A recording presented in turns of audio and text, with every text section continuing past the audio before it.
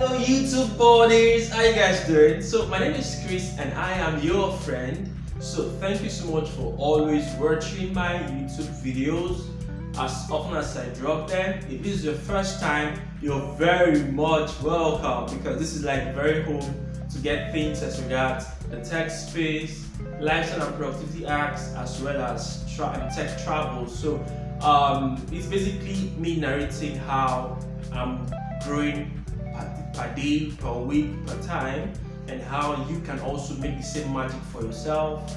So basically it's like a vlog telling real life, true life stories.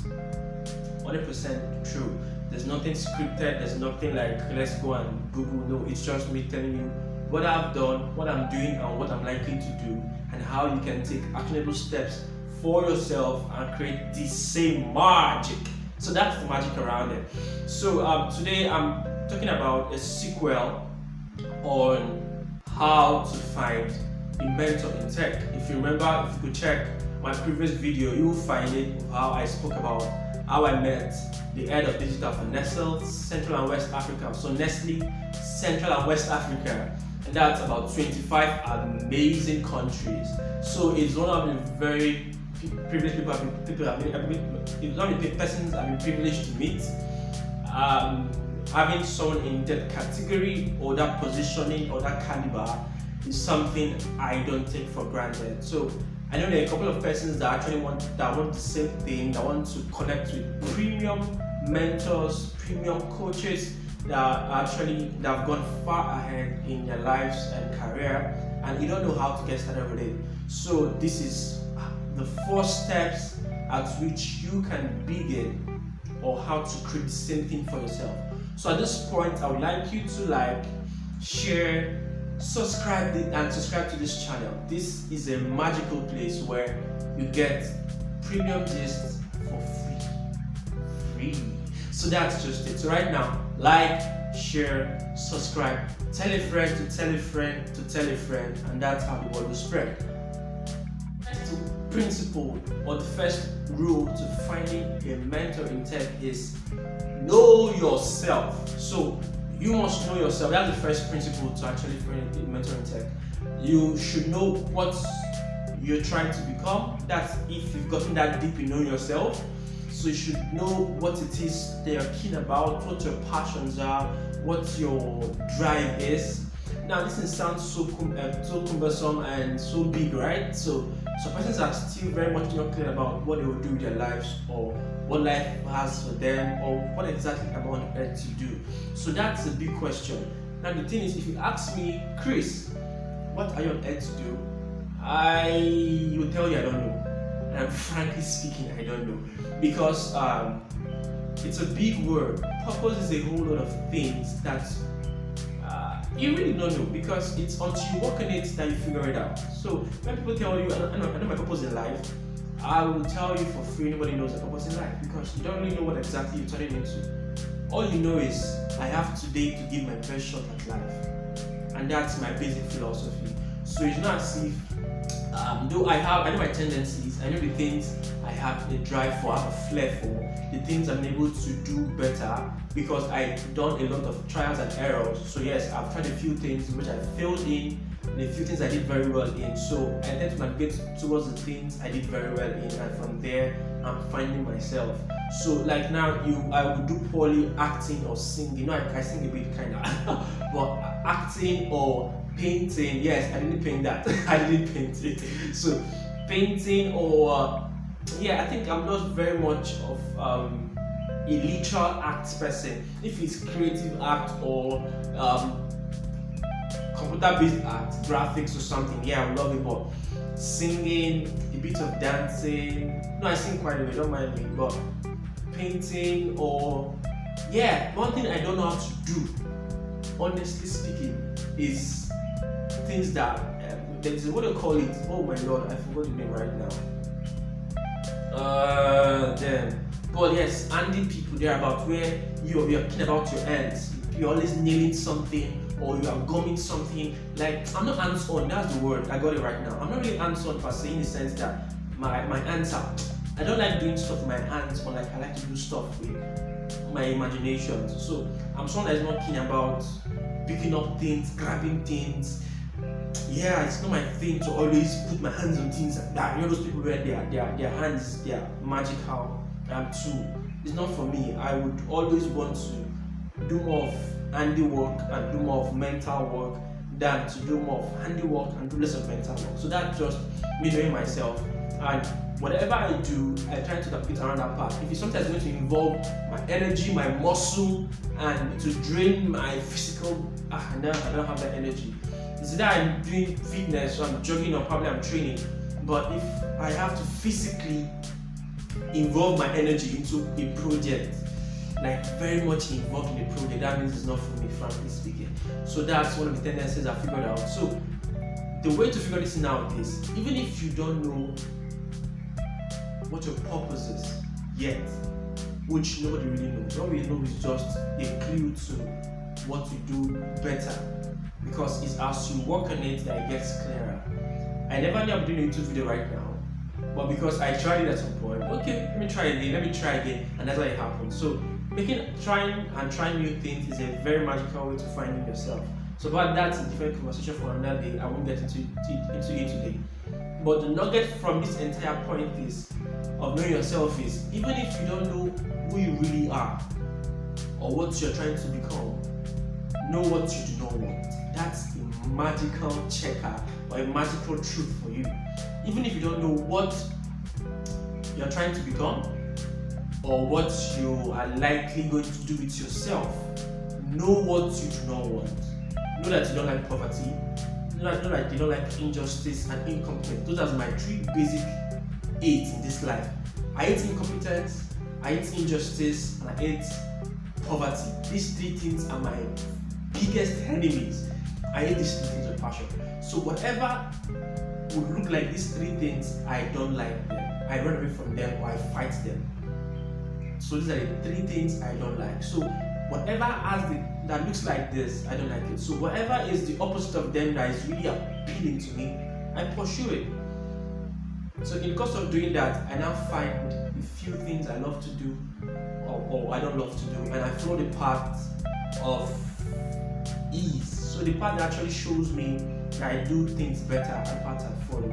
So maybe in the tech space, not because I had to choose it. No, because I tried it and I figured that I was loving it, and that's how I joined the tech trade. So it's not as if I was wired to do tech from the beginning, or I don't know if I was wired. Basically, all I knew is I tried my hands in it because if you check my post on Twitter a few days ago, I said how I was able to from 2012 down to 2021, which is this year. If you're watching right now, it's 2021 right now. How I was able to transition year after year with several digital skills to where I am right now. So that's the magical thing about knowing what you want and what you do not want. It helps you make informed decisions. Second point to finding a mentor in tech is whoever you're looking up to should have admirable results, questionable results. They should have actually gone ahead of you, made failures in that space you're trying to go into. Like if you're trying to, you figure out a few things you can do better. See, if you're watching this video, definitely you are not a toddler.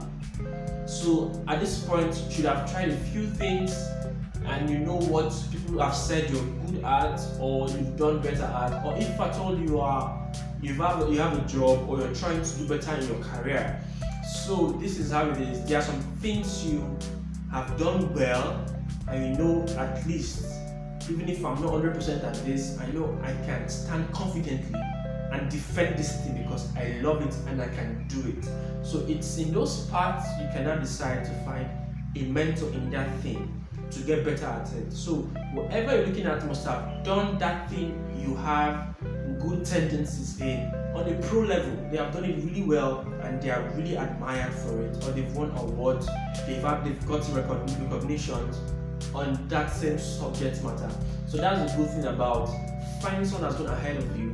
They should actually look like your future you to an extent in that space. Now, the trick here is You likely may not be like that person. That's the absolute truth. You even cannot be like that person. But the basic rules for succeeding in that space, they'll tell you the truth. So an example right now is, you may likely want to be a data scientist.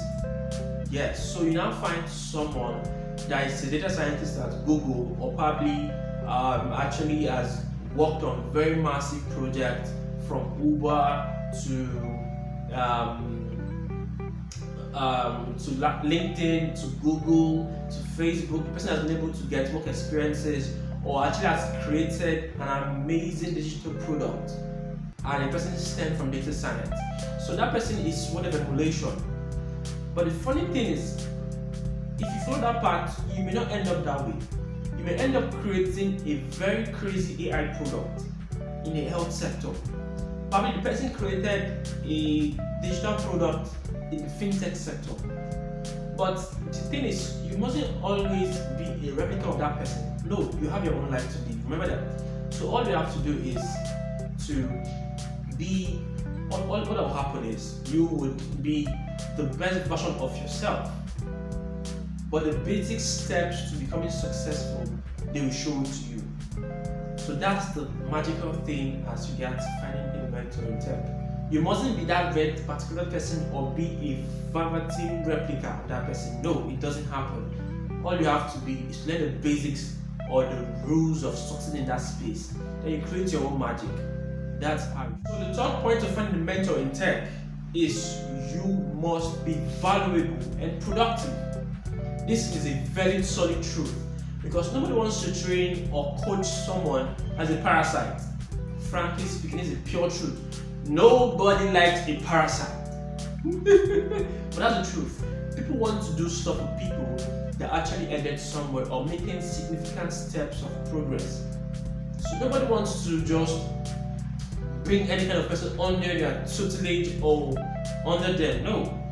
You should show signs of seriousness, signs of growth, signs of personal development before they can bring you in.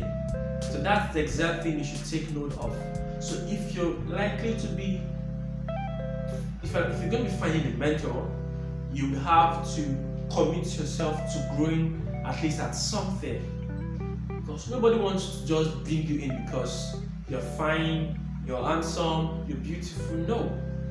People want to bring you in because you show a sign of greatness. And it comes from just developing yourself, knowing how you talk on social media, how you speak, how you interact, how you send emails, how you dress. Basically, these are the basic things they want to see. You mustn't be all very, very techy per se, or very grounded. At some point it's required, but the basics of knowing how to be ethic, of knowing your social ethics is magical. If you don't know those things, nobody wants to interact with you. You should be doing something actively, learning a new skill. So you shouldn't expect your coach to teach you the skill. No. You should be investing yourself in watching YouTube videos, paying for a few online courses, trying to make sure you master the skill or the space you are trying to go into, or the space you're already in. So you should be able to invest in yourself and be productive and valuable first off. If you can't do that for yourself, no one else will take you seriously. So if you cannot take yourself seriously, nobody else will do. Nobody cares about it. The first principle, besides knowing yourself, is believing in yourself. Once you've known yourself, believe in yourself and do the point to having a coach, a mentor, or a guardian in tech is, it's either you volunteer your time or you invest your finance into what they have or what they are currently onto. So now it's typical of people to tell persons, mentor me, mentor me, mentor me ma, mentor me sir, coach me please, coach me here. Yeah, it's very normal. People always want guidance. But the truth is, people that get the best of mentorship or coaching are those that actually commit themselves to it. It's not you commit with your time, you volunteer, or you pay for it. Now, if this doesn't resonate well with you, there's a problem somewhere, but I'll break it down for you. Now, And the other part of this, you think people should share their goodness over to you for no charge. Yes, they do it a lot, but the real things that make the magic happen are not shared on social media. That's the absolute truth. The things, the real mix, how the entire soup was cooked is not shared on social media. What is shared to you is fragments of the process and the entire result, and you're like, whoa, this is magical. So this little effort can make this come to pass. That's a big lie. What brings the result? It's actually the background work or the back end work, and that's something nobody will show you just like that. You would have to show signs of seriousness by volunteering your time or paying for it, because that's a proof that you really want to do amazing stuff. For me, I had to pay for their courses. Yes, pay for their courses, pay for their coaching sessions, pay to use their products. Pay. If you cannot pay with your time. But you must pay something. Nobody goes give you for free. This is their sweat, this is their blood. They spent a bulk of hours investing in a particular thing to become a genius or gain mastery at it. Definitely they will not give you that at a platter. Obviously not. You would have to earn it by either volunteering your time or by committing your money to it. Yes, that's how it is. You have to commit something. It doesn't come free. It's paid for. So pay for something. I volunteer for their programs, volunteer to assist, pay for their courses, pay for their coaching sessions, pay for a one-on-one conversation with them. It will cost you something. It must cost you something. But the thing is, once you assess them, you've assessed 10, 15 years of hard work in less than 2, 3, or 6 months. So, whatever they did to achieve that thing, whatever they did, whatever time it took them, they will shrink it for you and tell you the key things you must do to achieve that result. I think that's smarter. Would you rather spend 10 years making mistakes and blowing yourself, making loads and loads of errors, and you're getting it correctly after 10 years? Or would you invest in someone that's gone 10 years ahead of you that will teach you how to get that result in less than 1 or 2 years? I think I'll go with the second option of investing in someone that's gone ahead of me and I'm getting the result in less than 1 to 2 years. So these are the 4 amazing steps to finding a coach, a mentor, a guardian in tech. Basically, it sounds more tech, but it even covers things that are not just tech. Whatever you're trying to do, and you need someone to lead you, guide you, and show you the path to greatness, this is something any and everybody can listen to and get value from. So it not only those in tech, but I have to make sure it's tech based because I'm a tech guy, kinda. And I just want to speak to my community, to those that actually techies like me, or people that are definitely techies like me. So there's nothing to, it's either you. But the thing is, you mustn't be a programmer to be in tech. So that's something else that will come up later. For the fact that you actually tech savvy, you know how to get some things done in the tech space, and you can create a bit of magic using digital tools, I think you're a techie. So that's actually what makes you. You mustn't be a programmer or one data scientist or a software engineer or pro designer. No. All you have to just do is knowing how to optimize digital for the results you want. And I think you're tech savvy, you're a techie. So at this point, we've come to the wrap of this episode or this particular video. Thank you so much for watching, and thank you so much for sticking around this long. Thank you so much for giving your time to this content. Now there will be always more of this showing up each and other week. I'll drop conversations, I'll drop amazing and premium gist which you shouldn't miss. So there's so much more to come up on this channel, and if you haven't subscribed or commented yet or shared yet, then I think you are getting on my nerves. Yeah, you are. So what you have to do is just like, share, subscribe, comment. Let someone else know that you got value from this thing.